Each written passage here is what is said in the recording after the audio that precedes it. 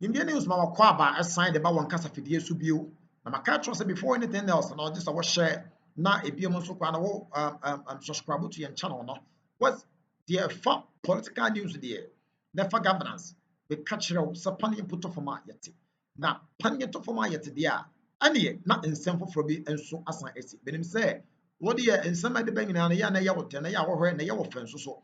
Nti no nsɛm foforɔ bi asi a India news yen so pani ye to for me baby e ti nyina chi no yen sa atumi aka bi na yaso anso atimi atisa ensemi bi yen tie nsem member sisi a na mpanifo mpo se kakom no ye che no koku enum de ba before that no subscribe to your channel no sabeka all other news fa politics one de opesa wo tie no ho etie ba e be baby asusu anso peso de body no fa na de asie bia no so fa comment anso to ase ne yen kenkan informaw de ready na emeko yen tie nsem member sisi a utie no fa comment to ase ye ba ye mfa nchemu no so ento aso ye tie mra. Former Attorney General Godfred Dame is taking on the acting Chief Justice Paul Bafuboni, accusing him of standing to benefit the most from the suspension and possible removal of the substantive Chief Justice Gertrude Arba Tokonu. Justice Bafuboni today joined two other judges to dismiss the suit challenging the suspension of Madam Tokonu as CJ. The former Attorney General is representing the plaintiff in the case. The Supreme Court by a 3-2 decision dismissed the injunction application filed by MP for Old Tafo. My colleague Latif Idrisu was in court for us and joins me in studio with more details. Now, Latif, we understand there was a preliminary objection raised by the former Attorney General. Walk us through those. Exactly. So there were two objections by Godfred Yeboah-Dame. One has to do with Justice Bafuboni joining the panel hearing the substantive matter. The objection by Godfred Yeboah-Dame was that Justice Bafuboni stands to benefit ultimately when this whole process is concluded. Okay. And if it ends up with her ladyship Justice Gertrude Tokonu being removed from office as Chief Justice, the person who stands to benefit the most is Justice Bafuboni. Okay. And so he, as the acting Chief Justice, can therefore, in the words of Godfred Yeboah-Dame, put up a panel and then sit on that same panel, preside over that same panel to hear this particular matter that he, as an individual, stands to benefit at the end of the day. Okay. That was the first objection. That objection, there was a recess by the 5-member panel. When they came back, they delivered a verdict which was a unanimous dismissal, or they overruled that particular objection by Godfred Yeboah-Dame. That was one. The second objection has to do with the panel itself in its entirety. So the first panel, or the initial panel that first heard this particular matter, had different justices of the Supreme Court. Not entirely, but there were two of them that were absent today. They were Justice Poamang and Justice Asiedu. And you know that Justice Poamang and Justice Asiedu have been appointed by the President to investigate this particular issue regarding the allegations raised in the two petitions brought before the President to remove the Chief Justice from office. Okay. So, but Godfred Yeboah-Dame's point was that you can't have a different panel to hear the matter when we have a panel that had already started hearing it. Okay. There is inconsistency here. And so he objected to that particular panel. Again, the verdict came and they overruled that particular objection and said that this is a matter of reconstitution of the panel and they've not breached any law with regards to that particular scenario that played out in court. And so that was also cleared off the way. Then we saw the Attorney General subsequently withdrawing the former Attorney General, you mean? The former Attorney General, Godfred Yeboah-Dame, withdrawing the application that sought to do what? Restrain the President from going through with the processes he has triggered that could potentially remove the Chief Justice from office. He withdrew it, and so the court also made a determination and a ruling that this has been withdrawn and then struck out by the court. So these three things were cleared off the way, and then came to the substantive matter of the application regarding the suspension of the Chief Justice. Okay, and how was the ruling on that one? So on that particular one, there was arguments, a submission, copious one made by Godfrey Adame. His main contention was that right from the outset, the president committed a constitutional violation. He violated the constitutional right of the suspended Chief Justice when he failed to notify her about the two petitions he had received as president. In fact, it was the case of Godfrey Adame that the president received these two petitions, sat on the petitions for about 6 weeks before coming public with an announcement that there's been petitions against the suspended Chief Justice. It was the case of Godfrey Adame that failure by the president constitutes an egregious constitutional violation of the rights of the suspended Chief Justice. And so whatever had happened from then till date cannot be something to be classified as to remedy the violation that had taken place right from the outset. Okay. And so everything that had happened henceforth should be classified by the court as null and void. Okay. That was his prayer to the court. Then we saw Justice Ramsay also making the argument that there's no constitutional violation and that the president has given the petition to the Chief Justice. He gave her some 10 days to respond to the allegations that were made. The president has gone ahead to set up a committee that's going to investigate, and so there's been no constitutional violation as proposed or submitted by the former Attorney General Godfrey Adame. Justice Ramsay also made the point that in his submission, the former Attorney General was referencing newspaper publications because newspapers were publishing and stating that the judiciary is under attack.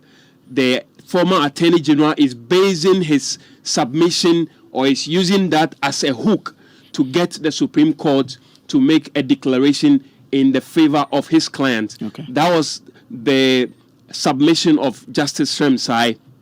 Again, then came the verdict of a 3-2 majority decision that says that the application regarding the suspension of the president that sought to get the president to recall the warrant that he had issued to suspend the Chief Justice has been dismissed and thrown out by the court by a 3-2 decision. And we had a leadership Justice Henrietta Mensah Bonsu and Gewu. They dissented. Okay. Justice Amadou Tanko, the presiding judge, that is the acting Chief Justice Bafo Boni, and Yoni Kolendi all voted to dismiss the application regarding the suspension. And what was the reaction of Godfrey Adame to that? So Godfrey Adame insisted that, what had happened is out of this world, quote and unquote, and that this is historic. And he quoted some cases, similar cases that had happened in the 80s, and there had never been the case that an acting Chief Justice will sit on a matter such as this. He found it very intriguing. I find it quite intriguing, to start with, that the acting Chief Justice himself will preside over the proceedings. And as I indicated, I find it very incongruous, because indeed, if at all there is any beneficiary from all of these developments, and the acting Chief Justice is a direct beneficiary of this. Of course, it's a constitutional injunction for him to act as the next most senior. But clearly, we cannot lose sight of the fact that whatever has happened, the benefit of it accrues to him. And it is incongruous in the constitutional history of this country. We've never seen any development like that before. Whenever there has been a dispute as to the status of the Chief Justice in this country, start from 1980 for an Attorney General, start from 1983, 94, Aban, and we go to 2005, there about J. Truman law.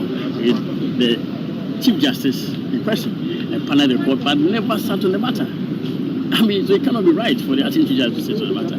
But that's it. We see the 3-2 ruling, very narrow decision. we'll wait for the reasons. When the reasons come, we'll definitely advise ourselves. The narrowness of the decision itself indicates clearly that the application, no doubt, had merit and will know what to do.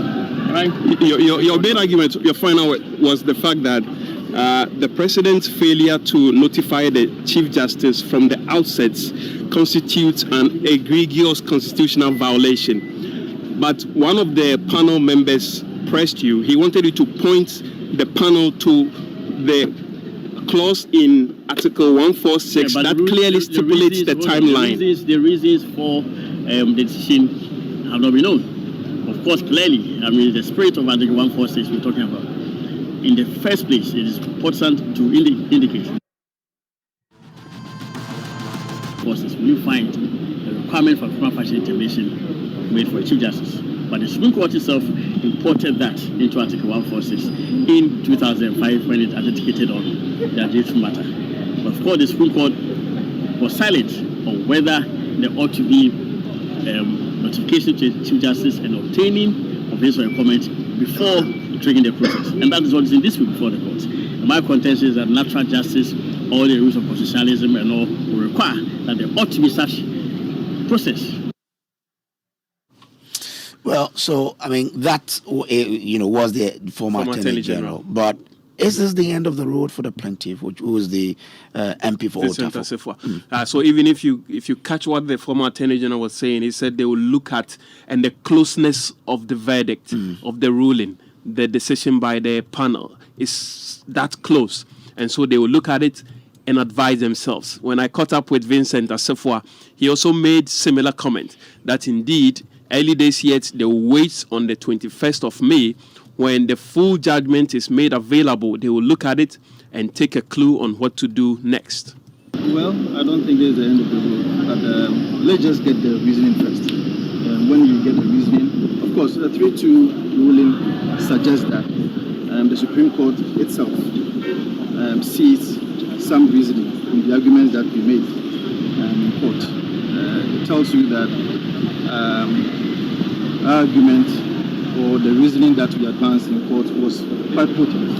And so let's get the reasoning, and when we're able to get the reasoning, we'll be able to decide what we intend to do after assessing the reasoning. What do you make of the fact that your counsel couldn't point out to the provision that clearly states timeline within which the Chief Justice has to be notified upon receipt of the petition by the President? How damaging was that to your case? Well, I was even surprised that it even came up because Tufo versus Attorney General clearly tells you that in reading the Constitution, you have to do so by the letter and the spirit. If anybody tells you that because something has not been clearly stated in the Constitution, and for that matter, it has no potency, I am telling you that that is not the case. In fact, even today, the Interpretation Act of Ghana tells you that you have to read the Constitution purposively. Purposively means that the letter and the context is very much important. It is on that basis that even the objection case, where a prima facie that will have to be established in the case of a Chief Justice, which has not been stated clearly in the Constitution. The objection said that you have to establish a prima facie. So if anybody tells you that something will have to be stated in the Constitution before some potential will have to be given to it, I don't think that is the law. Let's wait for the reasoning and see what we can do. Are you disappointed with the judgment? I disagree. So he says he disagrees there, and we'll wait to see the next line of action that he will take. Exactly. But you caught up with the Deputy Attorney General after the judgment was delivered, right? Yeah, clearly elated with the judgment of the Supreme Court, and he reiterated the point he had made in open court that the former Attorney General came to court on quote-unquote fishing expedition, if you like, and that he was quoting newspaper publication to make a case, and so he wasn't necessarily quoting the law. Attorney General has filed on behalf of Honorable Assefuah. Today you notice that even injunction, they had 2 injunctions on the record, and when they were asked, they quickly withdrew one and allowed the other, which is clearly an abuse of the court process. To keep filing processes with the hope that one of them will stand is really not a good practice for a lawyer to do. And that is what happened. as you follow the argument, the court have been insisting that what exactly is your consent? The right to claim to have been abused actually have not been abused because the Chief Justice was given a hearing. And there's no legal provision which dictates what time in the process the hearing should be. So if you ask me, everything shows that there is basically the applications stand on no solid ground. And that is why I think I agree with